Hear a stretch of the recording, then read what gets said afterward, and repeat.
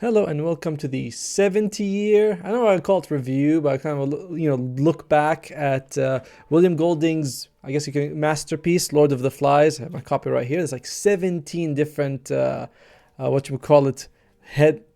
I don't know, covers for this book. And yeah, I want to talk about, is Lord of the Flies worth reading now?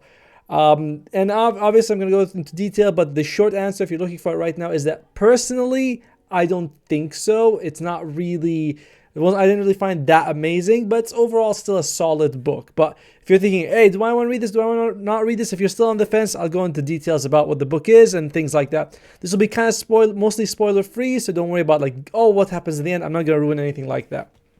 So this was written in 1954, and William Golding, it's good to important know the context of this book because it kind of does illustrate why it was written. It was written because there was a book called Coral Island, released a little earlier, where it was a bunch of like British boys who were shipwrecked on island, and they got along very well, and they kind of like saved the world. It's not exactly like that. I haven't read Coral Island, but that is the summary that I understood. I only learned that a little while ago myself.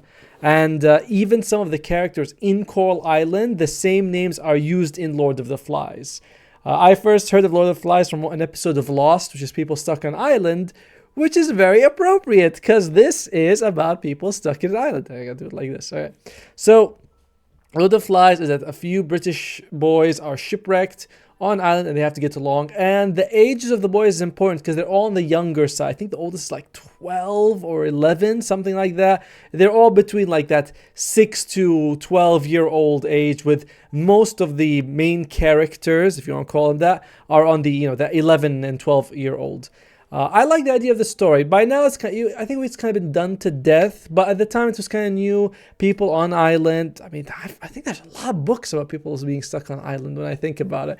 But I always like it. How does society function when we strip away all the things we have and we kind of go very bare boned with our technology. Now, let's begin. The characters.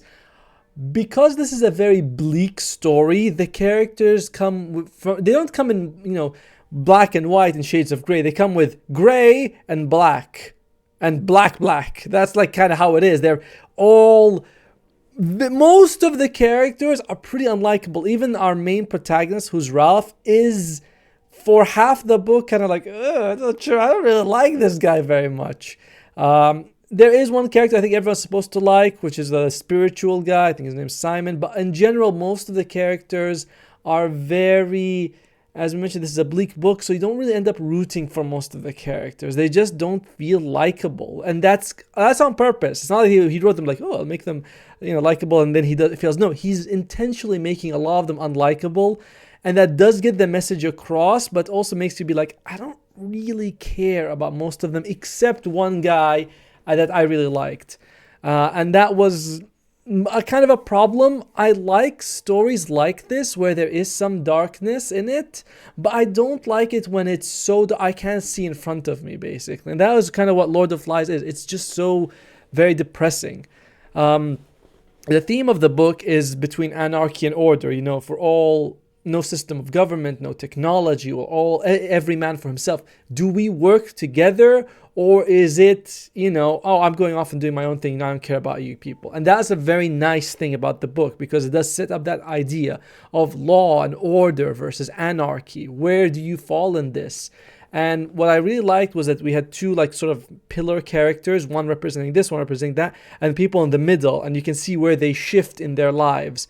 And I like that idea a lot, because most people do fall in that kind of, we're in the middle, where it's like the law tells you don't do something, you don't do it. The law tells you something's okay, you say okay, but not many people are like, yeah, this is absolutely right and this is absolutely wrong. We are all kind of in that middle and going with the flow kind of thing. Not exactly how I intended that to come out, but like most people will go with what is sort of the most beneficial thing for them. And yeah, it's fun. I like the theme. I like the idea. Again, it's well done, but it's so all right. Let's go on to another thing. This is where I think I have a disconnect with the book, and that is the prose. I'm sure that's how it's pronounced, but the way the book is written. Now, overall, it is written in a very, well, not very, but more complex than I would like it to be. Some stuff aren't written very clearly, especially some of the best chapters. like the actual Lord of the Fly chapter itself.